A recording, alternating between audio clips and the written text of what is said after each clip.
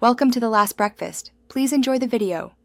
You begin by confirming your Mac OS version and the live Wallpaper app is installed. This matters because permissions and APIs differ by release. Next, locate or create a short loopable MP4/MOV encoded with H.264 to reduce CPU use. Open the Wallpaper app and grant screen recording and accessibility when prompted so the app can render smoothly. Once done, use the app's Import or Add File button and select your prepared video to read. You now select your imported video inside the app and configure playback options. Set it to loop and tweak speed so motion feels natural rather than distracting. Make sure to lower the resolution or quality slightly if your Mac struggles.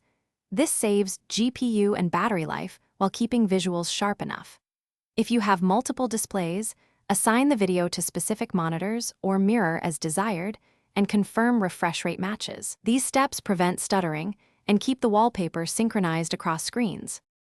Finish by applying the wallpaper and visually verifying it runs on the desktop.